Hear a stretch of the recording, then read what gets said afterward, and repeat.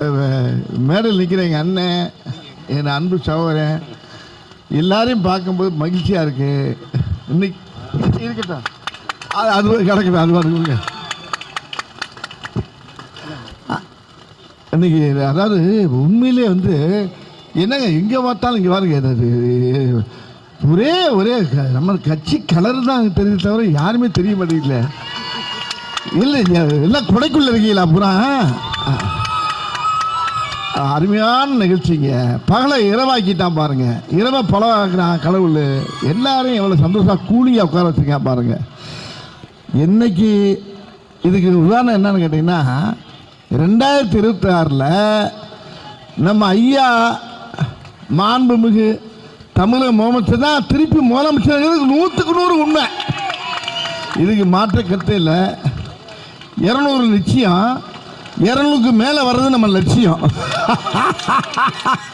இல்லை? ஆமாம் ஆமாம்.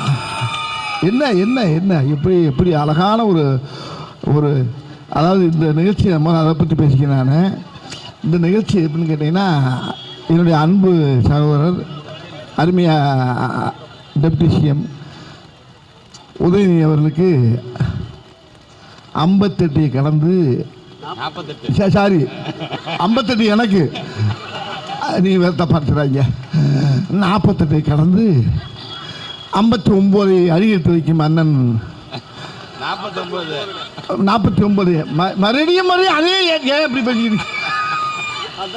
இல்லை நீங்கள் பண்ணது தான். இப்போ அதான் நாளைக்கு போட்டு கிளிக்க போகிறாங்க என்னைய. அதனால் 49 வயசை அடியெடுத்து வைக்கும் அண்ணன் பிறந்தநாளுடைய இந்த நிகழ்ச்சியில் நான் கலந்துக்கிட்டு பெருமையாக இருக்குது. என்னுடைய அன்பு அண்ணன் அவர் எப்பயுமே வந்து சுறுசுறுப்பான ஒரு எறும்பு மாதிரி இருப்பார். அப்படியே நான் பார்த்துருக்கேன் உதயி சார்.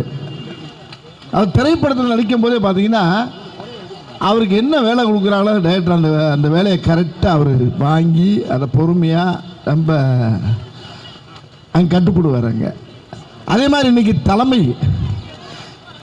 தலைமை என்ன பொறுப்பு கொடுத்துருக்கோ அந்த பொறுப்பு பார்த்தீங்கன்னா கரெக்டாக அழகாக வாங்கி உள்வாங்கி மக்களை தயார் பண்ணி அந்த தகுதிக்கு ஏற்ற மாதிரி தன்னை மாற்றிக்கக்கூடிய அளவுக்கு ஒரு பெரிய ஒரு சிந்தனைவாதி அவர்.